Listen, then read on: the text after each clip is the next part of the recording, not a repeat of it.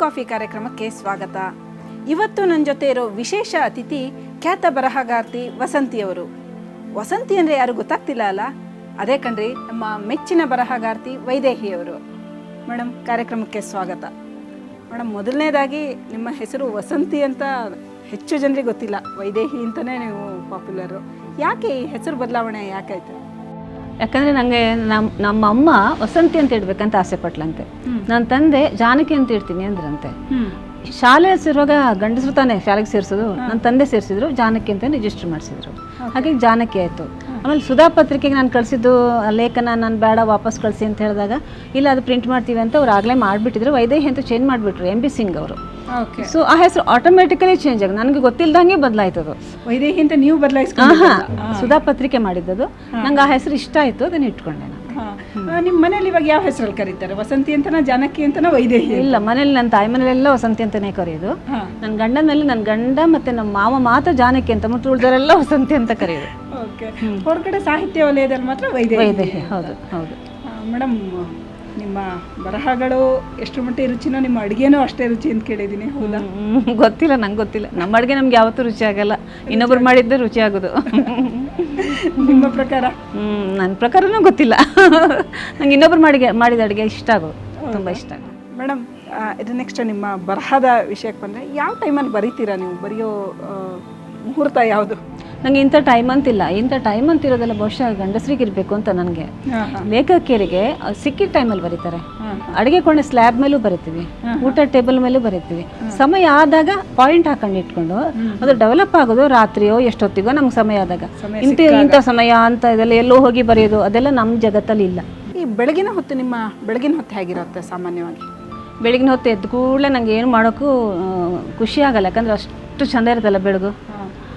ಹೂವೆಲ್ಲ ಹೀಗೆ ಮೊಗ್ಗಾಗಿರ್ತಾವೆ ನೋಡು. ಒಂದು ರೌಂಡ್ ನೀನು ಹೊಡ್ಕೊಂಬಂದ್ರೆ ಮನೆಗೆ ಆ ಹೂವನ್ನೆಲ್ಲ ನೋಡೋದೇ ಒಂದು ಖುಷಿ ಆಗುತ್ತೆ. ಸುಮ್ಮನೆ ನಾನು ಒಂದು ರೌಂಡ್ ಹೊಡಿತೀನಿ ಮನೆಗೆ, ಅದು ತುಂಬ ಟೈಮ್ ತಗೊಳ್ತೀನಿ. ಚಾರ್ಜ್ ಹೋಗೋಕ್ಕೆ ಸುಮಾರು ಟೈಮ್ ಬೇಕು ನಂಗೆ, ಒಳಗೆ ಹೋಗೋಕ್ಕೆ.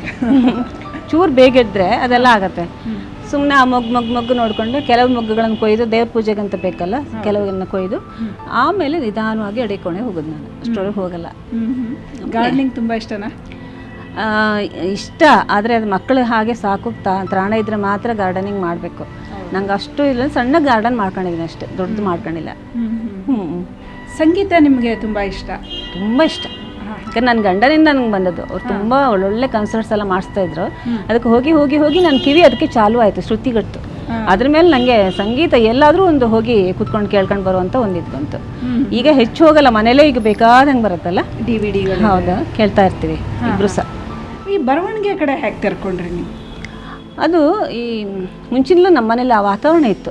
ನಮ್ಮ ಅಣ್ಣ ನಾವೆಲ್ಲ ಬರೀತಿದ್ರು. ನಮ್ಮ ತಂದೆ ಒಳ್ಳೆ ಲೈಬ್ರರಿ ಇಟ್ಟಿದ್ರು. ನಮ್ಮ ದೊಡ್ಡಣ್ಣ ಲಿಟ್ರೇಚರಲ್ಲೇ ಅವನು ಮುಂದೋಗಿದ್ದ, ಪ್ರೊಫೆಸರ್ ಆಗಿದ್ದ. ಆ ವಾತಾವರಣ ಇತ್ತು. ಮತ್ತು ನಮ್ಮ ಮನೆ ತುಂಬ ಜನ ಬಂದು ಹೋಗೋರಾದ್ರಿಂದ ವಾತಾವರಣ ನನಗೆ ಆ್ಯಕ್ಚುಲಿ ನಾನೊಬ್ಬಳೇ, ನಮ್ಮ ಅಕ್ಕಂದ್ರು ತಂಗಿ ಎಲ್ಲರೂ, ಅಣ್ಣಂದ್ರೆ ಎಲ್ಲರೂ ಸಹ ಅದರಲ್ಲಿ ತಮ್ಮ ಎಲ್ಲರಿಗೂ ಲಿಟ್ರೇಚರ್ ಒಲವಿದೆ. ಏನೋ ನಾನು ಬರ್ಕೊಂಡು ಹೋದೆ, ನಾನು ಮುಂದೆ ಹೋದೆ ಅಷ್ಟೇ ಅಂತ ಹೇಳೋದು ನಾನು ಯಾವಾಗೂ ಕೂಡ. ನಾನು ಮದುವೆಯಾಗಿ ಶಿವಮೊಗ್ಗಕ್ಕೆ ಹೋದ್ಮೇಲೆ ಅಲ್ಲೊಂದೈತಿ ಆ ವಾತಾವರಣ ಕಟ್ಟಾಯ್ತಲ್ಲ, ಆ ಹುಡುಗಿಯರಿಗೆ ಒಂದು ಗಿಡ ನೆಟ್ಟು ಆಚೆ ಕಿತ್ತು ಆಚೆ ನೆಟ್ಟಂಗೆ ಹುಡುಗಿಯರಿಗೆ ಅದೊಂದು ಬೇರೆನೇ ಒಂದು ವಾತಾವರಣಕ್ಕೆ ಹೋದಾಗ ಒಂದು ತಬ್ಬಿಬ್ಬ ಆಗ್ತೀವಿ ನಾವು. ಆ ತಬ್ಬಿಬ್ಬ ತಂದಲ್ಲಿ ನಾನು ಬರೆಯೋಕ್ಕೆ ಶುರು ಮಾಡಿದೆ. ಆ ಬರವಣಿಗೆ ನಾನು ಮುಂದೆ ಬಂದುಬಿಡ್ತು. ನಿಮ್ಮ ಕತೆಗಳು ಇವಾಗ ಸಿನಿಮಾಗಳಾಗಿದೆ. ಉದಾಹರಣೆಗೆ ಗುಲಾಬಿ ಟಾಕೀಸ್ ಅಂತ ತಗೊಂಡ್ರೆ, ಅದು ತುಂಬ ಜನರಿಗೆ ಕನ್ಫ್ಯೂಷನ್ ಆಗಿದೆ, ಕತೆ ಥರ ಇಲ್ಲ ಅಂತ. ಆ್ಯಕ್ಚುಲಿ ಕತೆ ಥರ ಇರೋದು ದೊಡ್ಡ ವಿಷಯ ಅಲ್ಲ, ಅದಕ್ಕೆ ಕಾಸರವಳ್ಳಿ ಆಗಬೇಕಾದಿಲ್ಲ. ಕಾಸರವಳ್ಳಿ ಹೇಗೆಂದರೆ ಅಷ್ಟು ಒರಿಜಿನಲ್ ಸಿನಿಮಾ ನಿರ್ದೇಶಕ ಆದ್ದರಿಂದ ಆ ರೂಪಕವನ್ನೇ ವಿಸ್ತರಿಸಿ ಇನ್ನೊಂದು ರೂಪಕಾತ್ಮಕವಾಗಿ ಒಂದು ಕತೆ, ಅದು ಒಂದು ಕವಲು ಕತೆ ಅಂತ ನಾನು ಯಾವಾಗಲೂ ಹೇಳೋದು. ಅದು ಮಾಡಬೇಕಾದ್ರೆ ಒಳಗಿಂದ ಆ ಥರ ಒಂದು ಸೃಜನಶೀಲ ಮನಸ್ಸೇ ಬೇಕು. ಅದಕ್ಕೆ ಆದ್ದರಿಂದ ನಂಗೆ ಅದು ತುಂಬ ಇಷ್ಟ ಆಯ್ತು.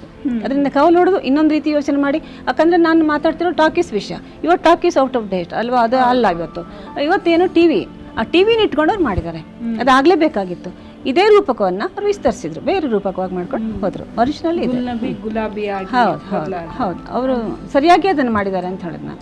ಮೇಡಮ್, ಇದನ್ನ ಮಾಡ್ತಾ ಮಾಡ್ತಾ ಅಂದರೆ ಒಬ್ಬ ಅಡುಗೆ ಮನೆ ಹುಡುಗಿನ ಬೆಳೆಸ್ತಾ ಎಲ್ಲೋ ಒಂದು ಕಡೆ ಒಂದು ಸಣ್ಣ ಸ್ವಾಭಿಮಾನ, ಒಂದು ಸಣ್ಣ ಕ್ರಾಂತಿನ ಮಾಡಕ್ಕೆ ಹೋಗ್ತಿರಲ್ಲ, ಇದು ಒಂಥರ ಸ್ಪಾರ್ಕಿಂಗ್ ಆಗಿತ್ತು ಅನ್ಕೊಂತೀನಿ ಆ ಟೈಮಲ್ಲಿ. ಇರ್ಬೋದು, ಇಲ್ಲಿರೋದನ್ನು ಈ ಟೆಕ್ಸ್ಟ್ ಬುಕ್ಕಿಗೆ ಹಾಕಿದಾರಲ್ಲ, ಆ ದೃಷ್ಟಿಯಿಂದ ಇರ್ಬೋದು. ಮತ್ತು ಏಕೆನ ರಾಮಾನುಜನ್ ಕೂಡ ಅದನ್ನು ಟ್ರಾನ್ಸ್ಲೇಷನ್ ಮಾಡಿದ್ದಾರೆ ಇಂಗ್ಲೀಷಿಗೆ. ಅದನ್ನು ಓದೋರು ಕೂಡ ನಂಗೆ ತುಂಬ ಜನ ಅಲ್ಲ ಈ ಅಡುಗೆ ಮನೆ ಹುಡುಗಿ ಪದ್ಯನ ಅದು ತುಂಬ ಜನ ಇಷ್ಟಪಟ್ಟರು. ಆಗ ಟ್ರಾನ್ಸ್ಲೇಷನಲ್ಲಿ ಕೂಡ ಅದನ್ನು ಇಷ್ಟಪಟ್ಟರು. ಸೊ ಅದನ್ನ ಏನೋ ಒಂದು ಆಗಿದೆ ಬಹುಶಃ ಅದನ್ನ ಅಂತ ನನಗೆ ಬರ್ದವ್ರಿಗೇನು ಗೊತ್ತಾಗಲ್ಲ ಕಣೆ.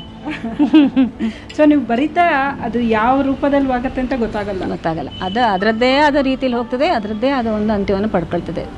ಆರಂಭ ಮಾಡೋವಾಗ ನಮ್ಮ ಮನಸ್ಸಲ್ಲಿ ಏನೋ ಒಂದು ಇರುತ್ತೆ, ಏನೋ ಒಂದು ಗಲಿಬಿಲಿ ಗೊಂದಲಗಳು, ಅದು ಸರಿ ಮಾಡ್ಕೊಳ್ಬೇಕಂತಲೇ ನಾವು ಹೊರಡ್ತೀವಿ. ಬರಿತಾ ತನ್ನಷ್ಟಕ್ಕೆ ಶೇಪ್ ಸಿಗುತ್ತೆ. ಆದರೆ ಅದಷ್ಟು ಸುಲಭ ಅಲ್ಲ. ನಿರಂತರವಾಗಿ ಬರಿತಾ ಹೋಗುವಾಗ ಸಿಗುವಂಥ ಒಂದು ಪಾಕ ಅದು. ನಿಮ್ಮ ಈ ಪಾಕ ನಡಪಾಕ ತುಂಬ ಗಟ್ಟಿಯಾಗಿದೆ, ಕಾನ್ಸಂಟ್ರೇಟೆಡ್, ತುಂಬ ರುಚಿಯಾಗಿದೆ. ನಮಗಂತೂ ತುಂಬ ಖುಷಿ ಆಯಿತು ನಿಮ್ಮ ಜೊತೆ ಮಾತಾಡಿದ್ದು. ನನಗೂ ತುಂಬ ಖುಷಿ ಆಯಿತು Rajani. Thank you madam. Thank you. ಇದು ಈ ಹೊತ್ತಿನ ವಿಶೇಷ.